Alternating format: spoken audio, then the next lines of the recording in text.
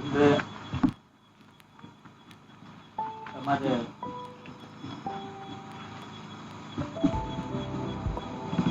போராட்டத்தில் ஒரு முக்கியமான நாள்.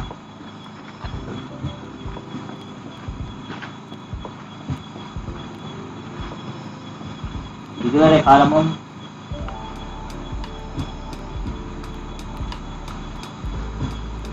நமது புனிதமான லட்சியமான தமிழீழ லட்சியத்திற்காக உயிர் தியாகம் செய்த 1307 போராளிகளை நினைவு கூறும் முகமாக இந்த மாவீரர் நாளை நாங்கள் ஆரம்பித்துள்ளோம். நமது போராட்டத்தில் இன்று வரை வீரமரணம் அடைந்தோர் தொகை 1307 ஆகும். அதிலும் ஸ்ரீலங்கா இனவாத இராணுவத்துடன் நாங்கள் போராடிய பொழுது எங்கள் வீரமரணம் அடைந்தோர் தொகை 663. அதன் பின்பு இந்திய இராணுவத்துடனான மோதலில் தமிழ் வீரமரணம் அடைந்தோர் தொகை 644. அதேவேளை இந்திய இராணுவத்தினர் தங்களது இறப்பில் உயிரிழந்தோர் தொகையை உத்தியோகபூர்வமாக அறிவித்திருக்கிறார்கள். அது 1100க்கும் மேற்பட்டதாக இருக்கிறது. அப்ப பார்க்க போனால் ஒரு விடுதலை புலியினுடைய உயிருக்கு 2 இந்திய ராணுவ வீரனுடைய உயிர் சமமாக இருந்திருக்கிறது. அப்படி பார்க்க போனால் மற்ற நாட்டு போராட்டங்களுடன் ஒப்பிடும் பொழுதோ இது ஒரு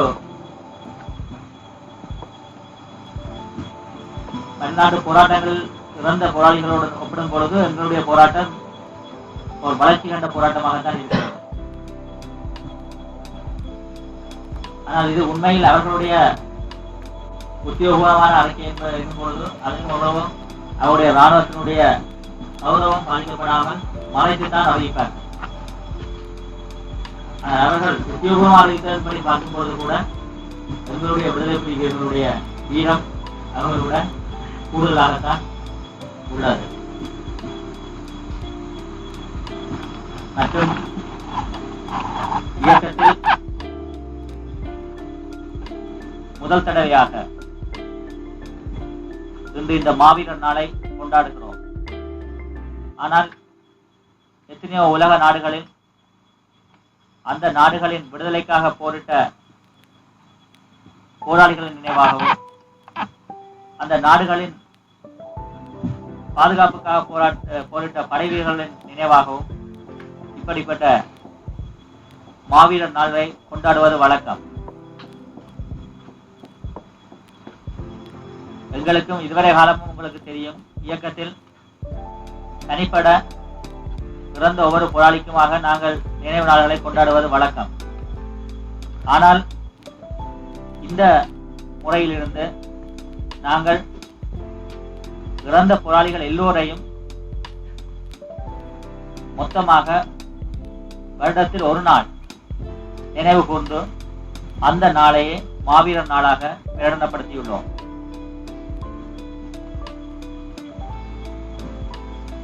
அதற்கு இன்னொரு காரணமும் உண்டு. மாவீரர் நாளாக பிரகடனப்படுத்தியுள்ளோம். அதைவிட அந்த நாளை தேர்ந்தெடுத்ததும், அதாவது எங்களுடைய விடுதலை புலி போராளிகளில் முதலாவதாக இறந்த சங்கரனுடைய இறந்த தினமாகிய இன்று அந்த மாவீரர் நாளை நாங்கள் சேர்த்து பிரகடனப்படுத்தியுள்ளோம். அத்தோடு இந்த மாவீரர் நாள் கொண்டாடுவதற்கு இன்னொரு காரணமும் உண்டு. பழமையாக எங்கள் மக்களில் ஒரு பழக்கம் உண்டு. உயர்ந்த பதவிகள், வசதியானவர்கள் இப்படிப்பட்டவர்களைத்தான் பெரிதாக பார்க்கும் ஒரு பழக்கம் உண்டு. அதுபோல எமது விடுதலை போராட்டத்திலும் தலைவர்களை மட்டும் பார்க்கும் பழக்கம் இருக்கக்கூடாது என்பதற்காக, அவர்களை மட்டும் பிடித்து அவர்களுடைய செய்கைகளை மட்டும் பெரிதாக பார்க்கக்கூடாது என்பதற்காகவும், எல்லா போராளிகளும் சமம் என்னும் ஒரு நோக்கத்துடன் நாங்கள் இந்த நாளை கொண்டாட முடிவெடுத்திருக்கிறோம். அதாவது எமது போராட்ட போராளிகளை நினைவுகூரும் இன்றைய தினம் ஒரு நாளில் வைப்பதால் எல்லோரும் அன்று எமது இயக்கத்தில் உள்ள தலைவர்கள் இருந்து சாதாரணமாக போராடி உயிரிழந்த உறுப்பினர் வரை நாங்கள் எல்லோரையும் சமமாகத்தான் கருதுகிறோம். அந்த நோக்கத்துக்காகத்தான் போராளிகளுடைய நினைவு நாள்களை எல்லாவற்றையும் ஒன்றிணைத்து இன்று அந்த மாவீரர் நாளாக கொண்டாடுகிறோம். இல்லாவிடில் காலப்போக்கில் குறிப்பிட்ட சில ஆட்களுக்கே முக்கியத்துவம் கொடுக்கப்பட்டு அந்த கௌரவங்கள் குறிப்பிட்ட ஆட்களுக்கு போகாமல் எல்லோருமே சமமாக ஒரே நாளில் பார்க்கப்பட வேண்டும் என்பதற்காகத்தான் இந்த மாவீரர் நாளை நாங்கள் கொண்டாடுவதற்கு முடிவெடுத்தோம். அது மட்டுமல்ல, இந்த மாவீரர் நாளை கொண்டாடும் பொழுதோ ஏன் இதுவரை முந்தைய எத்தனையோ தலைவர்கள் போராடி இருக்கிறார்கள் தானே என்ற ஒரு நினைவு எழும். எத்தனையோ இயக்கங்களும் போராடி இருக்கின்றன தானே என்ற ஒரு கேள்வி எழும் மக்கள் மத்தியிலே. ஆனால் எங்களுடைய இனத்தின் பிரதேசம் வேறு யாரும் இதுவரையும் போராடியவர்கள் ஒழுங்காக தங்களுடைய இலட்சியத்திற்கு கடைசி வரையும் போராடவில்லை. கூட்டணியில் உள்ள அமுதலிங்கம் போன்றோர் கடைசி நேரத்தில் துரோகிகளாக மாறி எமது அமைப்பவர்களை அளித்ததும் உங்களுக்கு தெரியும். அதே போல் மற்ற இயக்கங்களும் இன்று ஒரு அந்நிய ஆக்கிரமிப்பாளர்களுக்கு கெட்டவர்களாகி நம் இனத்தை விட்டுக் கொண்டிருப்பதும் உங்களுக்கு தெரியும். பொதுவாக எமது அமைப்பு தான் இன்று இந்த போராட்டத்தில் உறுதியாக தமிழீழம் என்றும் ஒரே கொள்கைக்காக போராடி கொண்டிருக்கிறது. மற்ற இதுவரை புறப்பட்ட தலைவர்களும் சரி, மற்ற இயக்கங்களும் சரி, இன்று இனத்தை ஒரு காட்டிக் கொடுக்கும் அமைப்புகளாகவே மாறிவிட்டார்கள். அந்த நிலையில் எமது அமைப்பில் இதுவரை உறுதியாக இருந்த இந்த 1307 போராளிகளுக்கும் ஆன இந்த மாவீரர் நாளை கொண்டாடுவதுதான் பொருத்தமானதாக இருக்கும் என்று நாங்கள் கருதுகிறோம். அது மட்டுமல்ல, பிரபாகரனை பொறுத்தவரை பிரபாகரன் என்பவரும் ஒரு தனி மனிதர் அல்ல, அவர் ஓர் இனத்தின் பிரதிநிதி. அமுதலிங்கம் துரோகம் செய்வது போல் பிரபாகரனும் தமிழினத்துக்கு துரோகம் செய்தால் பிரபாகரனும் சுட்டுக் கொல்லப்பட வேண்டியவரே. எனவே நாங்கள் இந்த மாவீரர் நாளை கொண்டாடும் பொழுது துரோகிகளை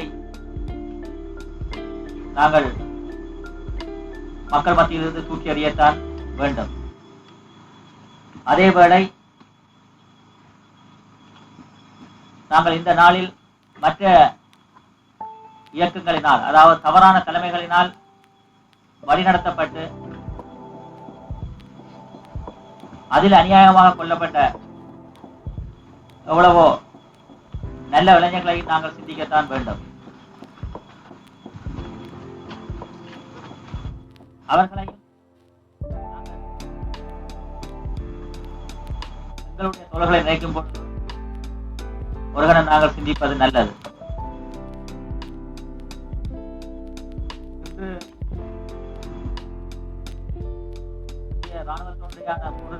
ராணுவத்தினரான பொருளையே நாங்கள் 644 அதை விட 2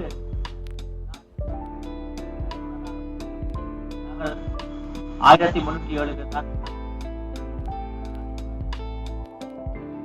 மற்ற இயக்கங்களிலிருந்து வழிநடத்தினால் இன்று அநியாயமாக இவ்வளவு இளைஞர்கள் கொல்லப்பட்டிருக்கிறார்கள்.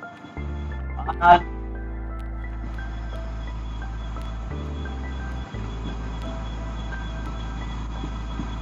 வேறு வழியின்றி எமது இலட்சியத்தை அடையும் பொருட்டும்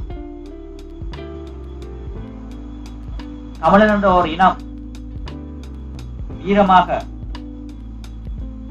வளரும் பொருட்டும் நாம் இந்த குறிப்பிட்ட கொலைகளை செய்ய வேண்டிய நிலை எங்களுக்கு தவிர்க்க முடியாதாகிவிட்டது.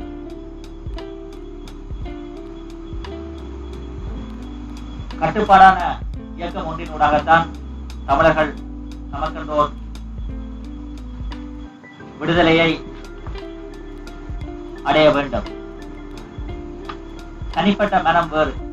நான் கூட சில வழிகள் சிந்திப்பது உண்டு. வீணாக எங்களுக்குள்ள இளைஞர்கள் நாங்கள் போராடி அழியத்தான் வேண்டுமா? ஆனால் வேறு வழி இல்லை. யுத்தம் என்று வந்தால் அழித்தே தீர வேண்டும். அதில் காட்டிக் கொடுக்கும் எங்களுடைய இளைஞர்களாக இருந்தாலும் அதில் நாங்கள் கொஞ்சம் கூட இரக்கம் காட்ட முடியாது. ஏனெனில் நான் முதல் சொன்னது போலத்தான், பிரபாகரன் எப்படி தனிமனிதன் இல்லையோ அவர் எப்படி ஒரு மொத்த இனத்தின் உணர்வோ அதுபோலத்தான் எமது இனத்தின் நன்மை கருதி நாங்கள் இந்த மற்ற இயக்கங்களில் உள்ளவர்களை அடித்ததும் தவிர்க்க முடியாது. தொடர்ந்து நாங்கள் அடிக்க வேண்டியும் இருக்கும். ஏனெனில் தமிழர்களுடைய ஒரு காலமும் கெட்டவர்களுடன் நாங்கள் கூட்டு சேர முடியாது. ஆனால் நம்ம இனத்தின் ஒரு பிரதேசம் நாங்கள் இன்றைக்கு போராட்டத்திலே அழிந்ததை விட மற்ற மாற்று இயக்கங்களில் இருந்து இளைஞர்கள் அழிந்திருக்கிறார். அதற்கு காரணம் அவருடைய தவறான வழிநடத்தல். ஆனால் நாங்கள் ஒரு போராட்ட களத்தில் இவற்றை பற்றி எளிதாக சிந்தித்துக் கொண்டிருக்க முடியாது. ஏனெனில் நாங்கள் ஒரு கட்டுப்பாடான இயக்கமாக நிரூபித்திருக்கிறோம். தொடர்ந்தும் நாங்கள் எங்களுடைய பாதையில் சென்று எங்களுக்கு ஒரு நாட்டை அமைப்பது அவசியமானது. அதற்காக இந்த எதிர் நடவடிக்கை விடுபடுவர்களை அளிக்க வேண்டியதும் அவசியமாக அமைந்துவிட்டது.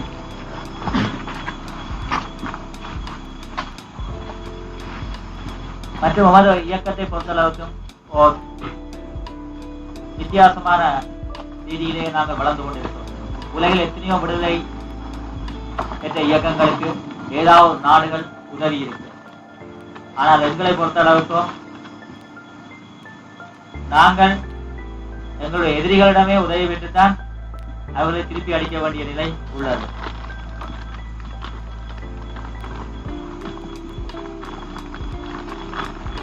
இந்திய அரசு எங்களுக்கு உதவி செய்ய முற்படுகையிலேயே எங்களுக்கு நன்கு தெரியும். இந்திய அரசு எங்களுக்கு நிச்சயமாக தமிழீழத்திற்காக உதவி செய்யவில்லை. ஏனெனில் நான் இந்தியாவுடைய மக்களை பற்றியும் இந்திய அரசியலை பற்றியும் நன்கு தெரிந்தவன். இந்தியாவிலே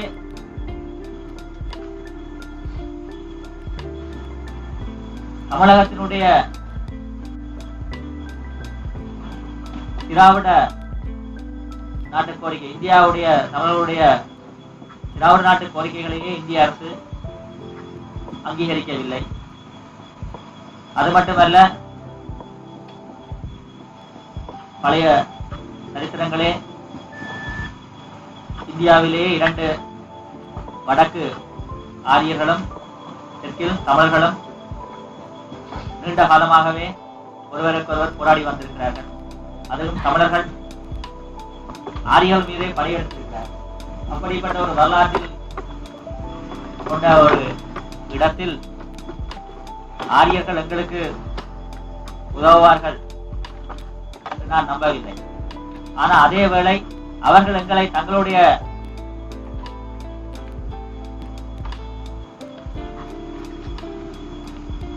லாபத்துக்காக, தங்களுடைய நாட்டின் நலனுக்காக பயன்படுத்த முற்பட்ட நேரத்தில் அதை நாங்களும் எங்களுக்கு சாதகமாக பயன்படுத்திக் கொண்டோம். அதன் விளைவாக நாங்கள் குறுகிய ஒரு வளர்ச்சியை பெற முடிந்தது. ஆனால் இந்த வளர்ச்சியை பெற முடிந்தாலும் இவர்கள் 2 பேர் அந்த எதிரியிடமிருந்து வாங்கி ஆயுதத்தை கொண்டே அவரை நாங்கள் திருப்பி எதிர்க்க முடிந்தது என்றால் அதற்கு காரணம் எங்களுடைய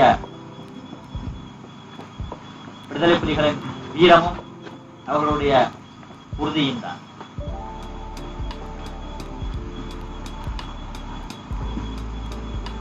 அதே நேரம் ஒரு பக்கம் நாங்கள் எங்கள் இனத்தில் உள்ள எட்டவர்களையும் சிந்தித்து பார்க்கிறோம்.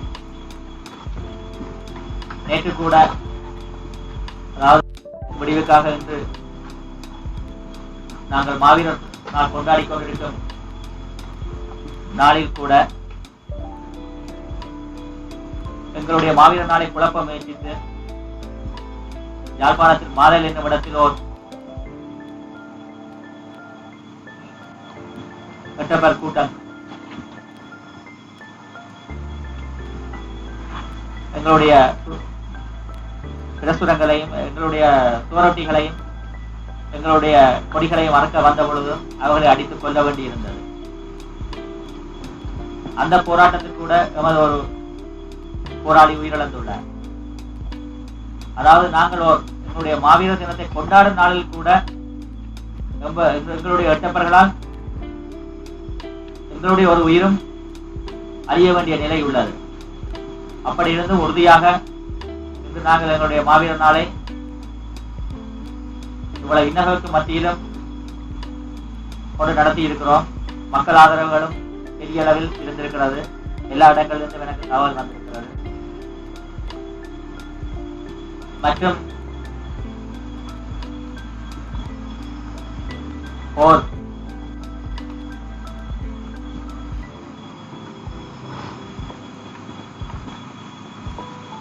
சமுதாயத்தை பொறுத்தவரை அந்த சமுதாயத்தில் வீரர்களையும் அறிவாளிகளையும் பெண்களையும் மதிக்காத ஒரு சமுதாயம் ஒரு காட்டு பிராணி சமுதாயமாகத்தான் மாறி அந்த சமுதாயம் அழிந்துவிடும். எங்களை பொறுத்தவரை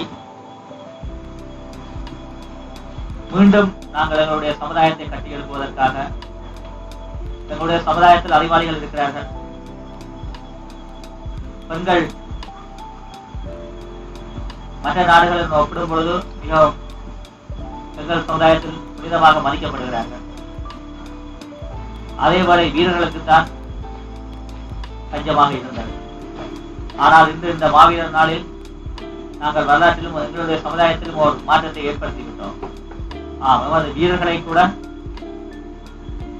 நாங்கள் கௌரவிக்க ஆரம்பித்துள்ளோம். இதுவரை காலம் எங்களுடைய இனத்தில் வீரர்கள் என்றாலே யார் என்று கேட்கும் அளவுக்கு இருந்தது. ஆனால் இன்று வீரர்களையே நாங்கள் நினைவு கூறும் நாள்களை நாளொன்றை உருவாக்கியுள்ளோம். எனவே இனி எமது சமுதாயம் நிச்சயமாக அழியாது.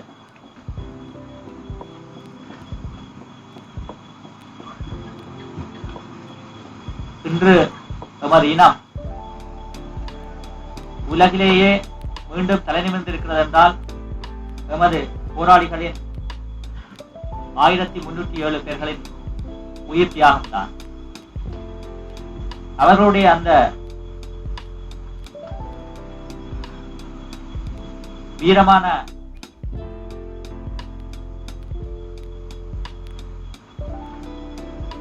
தமது உயிரையே மதியாது போராடிய அந்த உண்மையான தியாகம் தான் எங்களுக்கு இன்று இந்த உலக நாடுகளில் ஒரு கௌரவத்தை ஏற்படுத்தியுள்ளது.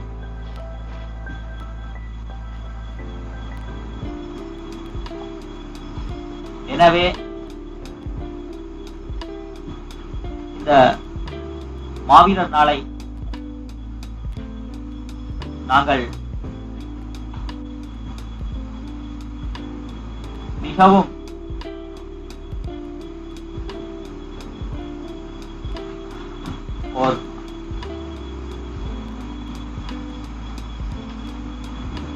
எங்களுடைய வாழ்நாளில் ஒரு முக்கிய விழாவாக நாம் கொண்டாட இன்றிலிருந்து ஒவ்வொரு வருடங்களும் நாங்கள் கொண்டாட ஆரம்பிக்க வேண்டும்.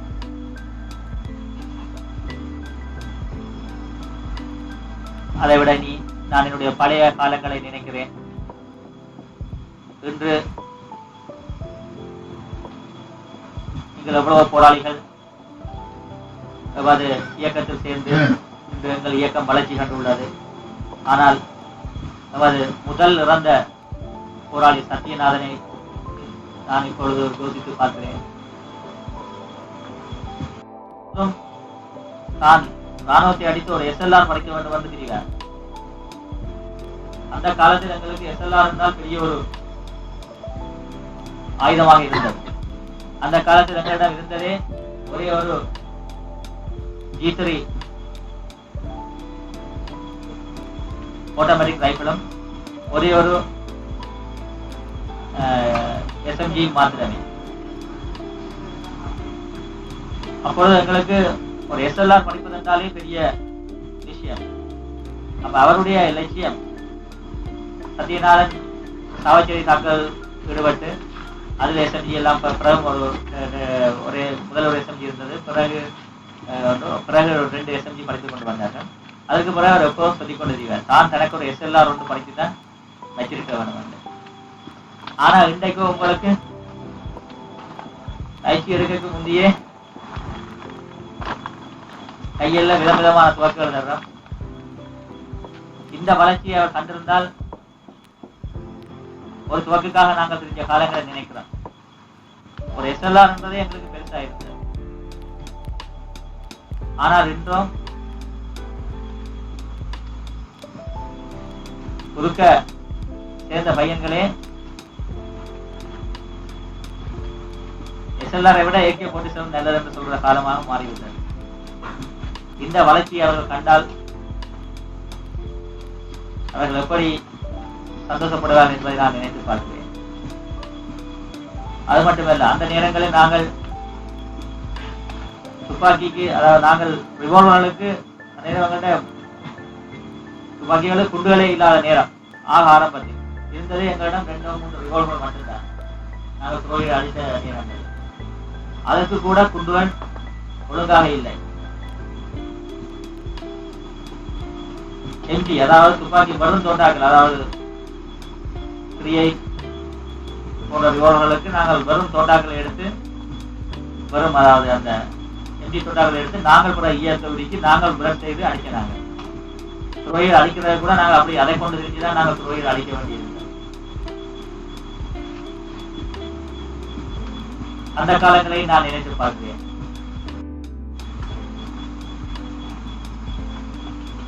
அந்த நேரங்களில் நாங்கள் வரும் எம்ஜிக்கு கூட நாங்கள் கஷ்டப்பட்டோம். நாங்கள் எம்ஜி கார்ட்ரிட்ஜுக்கே கஷ்டப்பட்டு அந்த எம்ஜி கார்ட்ரிட்ஜில் கூட எங்களை பாதுகாக்கிற இந்த துப்பாக்கி தலைகளையும் நாங்கள் பெற்றிருக்கிறோம். மற்றும் அந்த நேரங்களில் எங்களுடைய தொகை சரியான குறைவு. ஆரம்பத்தில் எங்களில் 29 பேர் தான், அதுவும் 83ஆம் ஆண்டு இருந்தாங்க.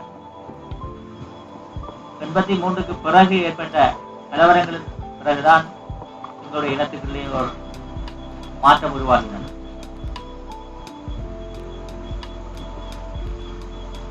அந்த நேரங்களில் என்னோடு இருந்தவர்கள் நினைத்து பார்க்கிறேன். அதில் அநேகமான பேர் இல்லை. சீலன், அங்கர், பொன்னம்மான், பண்டிதர், அவர்களுடைய அவர்கள் இருந்தால் அவர்கள் எவ்வளவு சந்தோஷப்படுவார்கள் என்பதை நான் நினைக்கிறேன்.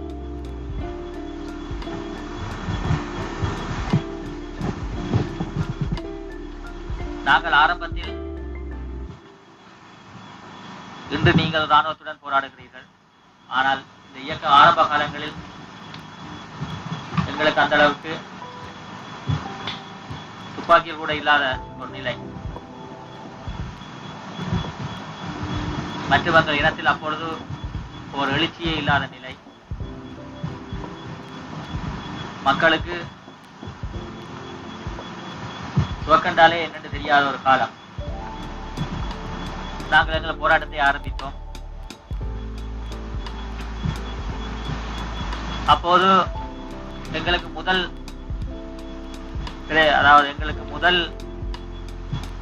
எங்களுடைய போராட்டத்தில் தடையாக இருந்தது, எமது மக்களுக்குள்ளேயே வாழ்ந்து கொண்டிருந்த சிங்கள இனவாத கட்சிகளின் அடிவரடிகள். அதாவது அவர்களைத்தான் நாங்கள் வேண்டியிருந்தது. அதாவது சிங்கள இனவாத கட்சிகளான UNP, ஸ்ரீலங்கா போன்ற கட்சிகளின் அடிவரடிகள், அமைப்பாளர்கள் என்ற பேரில் அவர்கள் செயல்பட்டுக் கொண்டிருந்தார்கள். எங்களுக்கு தெரியும், முதல் எமது இனத்தில் முதல் இவர்களை அழிக்க வேண்டும் என்றால் இவர்கள், அதாவது எமது இனத்தில் உள்ள இனவாத கட்சிகளின் தலைவர்கள் அடிவரடிகளை அழித்தால்தான் எங்களுடைய இனம்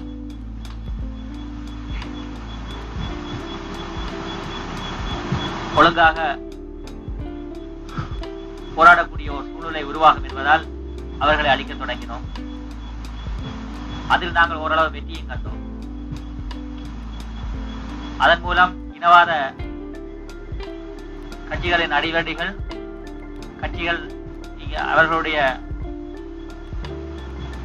அவர்களுக்காக இங்கு எங்களுடைய தமிழ் ஈழ பகுதிகளில் செயல்பட முடியாத நிலை ஒன்று ஏற்பட்டது.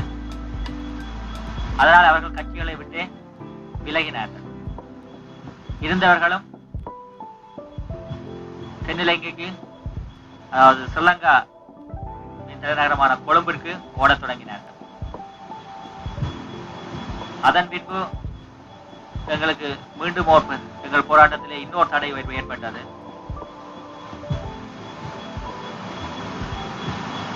எங்களை பிடிப்பதற்கு தமிழரிலே இருந்த போலீஸ் உளவு பிரிவுகளை எங்களுக்கு எதிராக பயன்படுத்த தொடங்கினார்கள். அதுவும் எங்களுக்கு ஒரு இக்கட்டை உருவாக்க தொடங்கியது. ஏனெனில் அவர்கள் எங்களுடன் மக்களுடன் மக்களாக பழகி எங்களுடைய நடமாட்டங்களை கண்காணிக்க தொடங்கினார்கள். அதனால் எங்களுடைய அடுத்த கட்ட நடவடிக்கையாக அவர்களையும் அளிக்க தொடங்கினோம். அதிலும் நாங்கள் வெற்றி கண்டதன் மூலம் எங்களுடைய போராட்டத்தின் வளர்ச்சி இன்னொரு படி மேலோங்கியது. அதற்கு பிறகுதான் நாங்கள் எங்களுடைய எதிரியான அரச படைகளின் பாதுகாப்பு இராணுவத்தை அளிக்க தொடங்கினோம். அந்த சம்பவத்தை நான் நினைத்து பார்க்கிறேன். அதில் முதல் இராணுவத்தை தமிழீழ பகுதியில் சம்பவத்தில் குலேந்திரன், ரஞ்சன், லாலா, சீலன் போன்றோர் காங்கிரஸ் துறை வீதியில் ராணுவம் வந்த ஒரு ஜீப்பில் தாக்குதல் செய்து அதில் வந்த 3 ராணுவ வீரர்களை கொண்டு வெறும் கைத்துப்பாக்கியுடன் ஒரு திருநோத்தூர் ரைபிளையும் படைத்துக் கொண்டு வந்தார்கள். அந்த நேரம் அந்த செயலே எங்களுக்கு ஒரு பெரிய செயலாக இருந்தது. இதுதான் ஆரம்ப வளர்ச்சி. ஆனால் இன்றோ நாங்கள் இராணுவங்களிடமிருந்து ஏராளமான ஆயுதங்களை கைப்பற்றுகிறோம்.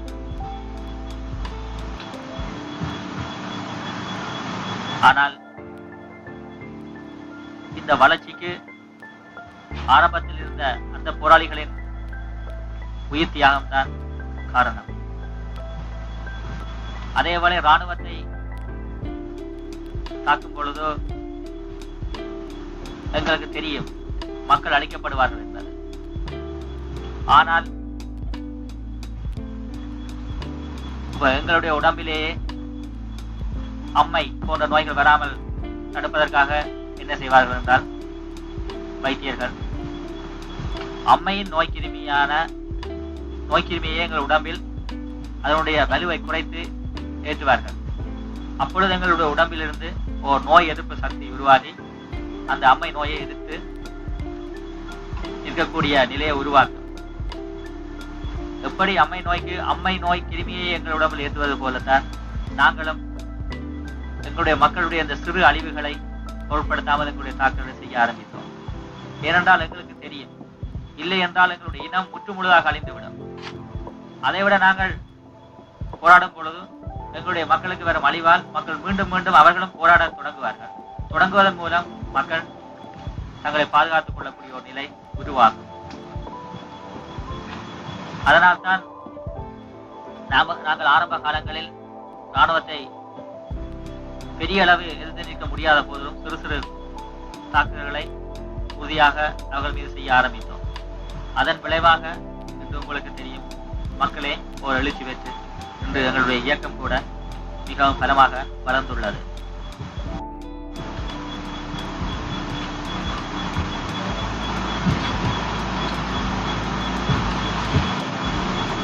எண்பத்தி 83க்கு பிறகு எங்களுடைய இனக்கலவரத்தின் பின்பு இந்தியா தன்னுடைய நலனுக்காக எங்களுடைய போராட்டத்தை தலையிட்டது. பல இயக்கங்களுக்கு பயிற்சிகள் வழங்கியது. ஆரம்பத்தில் எங்களுக்கு பயிற்சி வழங்கப்படவில்லை. மற்ற இயக்கங்கள், செலோ போன்ற இயக்கங்களுக்கு பயிற்சி வழங்கப்படும் பொழுதும் நாங்கள் அதை பற்றி பொருட்படுத்தவில்லை. நாங்கள் எதிரிகளிடமிருந்து ஆயுதத்தை பறித்து போராடும் மன உறுதியிலேயே அப்போது வளர்ந்து கொண்டிருந்தோம். மற்ற இயக்கங்களை பொறுத்தவரைக்கு அந்த நேரங்களில் அழியக்கூடிய நிலைகளில் அந்த இயக்கங்கள், அதாவது போராட முடியாத சூழ்நிலையில் இனி அந்த இயக்கங்கள் அழியும் கட்டங்களில் இருந்து கொண்டிருந்தது. ஆனால் இந்தியா தன்னுடைய நலனுக்காக அவர்களுக்கு பயிற்சி கொடுத்ததால் அந்த இயக்கங்களும் வளரத் தொடங்கியது. அதே நேரம் இந்தியா ஒரு இயக்கங்களை நம்பி இருக்கக்கூடாது. அதாவது எல்லா இயக்கங்களையும் வளர்த்துவிட்டு தங்களுடைய நலனுக்காக எல்லா இயக்கங்களையும் சமமாக வளர்த்துவிட்டு தங்களுக்கு தேவைப்படும் இயக்கங்களை, தங்களுக்கு எதிராக ஒரு இயக்கம் போனாலும் மற்ற இயக்கத்தை கொண்டு அந்த இயக்கத்தை அழிக்க வேண்டும் என்பதற்காக எல்லாவற்றையும் சமமாக வளர்க்க வலிக்கின்றனர். அதான் இந்தியா செய்த ஒரு பிழை. அதில் என்ன செய்தார்கள்? எங்களையும் சேர்ந்து கொண்டார்கள். நாங்களும் அந்த பலனை எடுத்து பயிற்சி பெற்றோம். அதே வேளை என்னுடைய அரசியல் ஆலோசகர் பாலா அன்னைக்கே நான் சொல்லியிருக்கிறேன். அப்ப அவர் இருந்துட்டு அதை நம்பி சொல்லுவார், நாங்கள் இனி என்ன இந்தியா உதவி இருக்கு, நாங்கள் வளரலாம். நான் சொன்னேன், இதை முழுதான் நாங்கள் நம்பக்கூடாது. அப்போ அவங்கள ஆயுதம் தருவாங்க தானே. நான் சொன்னேன், அவங்க தருவாங்க, நாங்கள் இழுத்தடிச்சு கொண்டு வருவாங்க, இதில் நாங்கள் நம்பிக்கொண்டு வருவோம், இன்னொரு பக்கத்தால் நாங்கள் ஆயுதம் எடுக்கணும். அப்பவே நாங்கள் எச்சரிக்கையாக செயல்பட்டதால ஆயுதங்களை கூட இந்தியா ஒவ்வொரு இயக்கங்களுக்கும் 10 கிட்டி கொடுக்க நாங்கள் இன்னொரு பக்கத்தால 40 ஆயுதங்களும் பின்பக்கத்தாலே எங்களுடைய வலிமையிலால இந்தியாவுக்கு தெரியாமலே ஆயுதங்களை கடத்தினோம். அதன் விளைவாக எங்களுடைய பலத்தையும் நாங்கள் சமபலமாக்காமல் கூட்டிக் கொண்டோம். அந்த நேரம் நாங்கள் அந்த விதத்தில் நாங்கள் மிகவும் எச்சரிக்கையாக செயல்பட்டதால் இன்று நாங்கள் இந்தியாவை நம்பியிராது இந்த இரு நாடுகளையுமே வெல்லும் அளவுக்கு நாங்கள் வளர்ந்துள்ளோம். ஆனாலும் இந்த இவ்வளவு வளர்ச்சிகளுக்கு காரணம் எங்களுடைய 1307 போராளிகளின் வீரமிக்க போராட்டமும் உயிர் தியாகமும் தான் என்பதை நாங்கள் மறக்கக்கூடாது. ஆனால் நமது விடுதலைக்கு இவ்வளவு தியாகமும் இத்துடன் முடிய போவதில்லை. ரஷ்ய நாட்டிலேயே அவர்கள் தங்களுடைய சுதந்திரத்துக்காக ஜெர்மனியர்களுக்கு எதிராக போராடின காலத்தில் ஜெர்மனியுடைய ஆக்கிரமிப்புக்கு எதிராக போராடிய காலத்தில் அவர்கள் அளித்த தொகை 2 கோடி. அதே போல இஸ்ரேல் மக்களும் அவர்களில் அளித்த தொகை 60 லட்சம். இன்று அவர்களில் 40 லட்சத்துக்கு குறைவாகத்தான் இருந்து இன்று ஒரு நாடை அமைத்திருக்கிறார்கள். அதேவேளை அல்ஜீரியா விடுதலை போராட்டத்தில் ஓர் நாளிலேயே 35,000 பேரை ஒரு நாளிலேயே கொண்டிருக்கிறார். ஆனால் எங்களுடைய போராட்டத்திலோ நாங்கள் சந்தித்த உயிரிழப்புகள் சொற்பம். ஆனால் அதையும் மீறி எங்களுடைய வளர்ச்சிகள் கூடுதலாக இருக்கிறது. காரணம் எங்களுடைய வீரமும் எங்களுடைய அந்த உண்மையான உறுதியான கொள்கை பெற்றுத்தான். எங்களோட போராட்டத்தில் இதுவரை ஒரு 30,000 பேருக்கு தான் மக்கள் இறந்திருக்கிறார்கள்.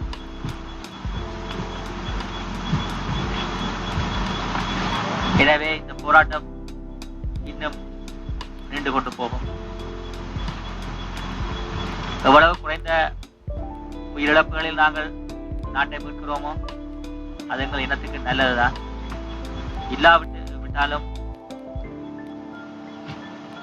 இன்றைய இந்த மாவீரர் நாளில்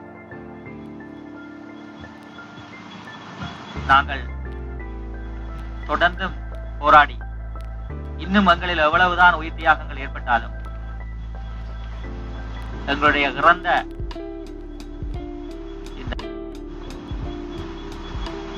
எங்களுடைய சக போராளிகளான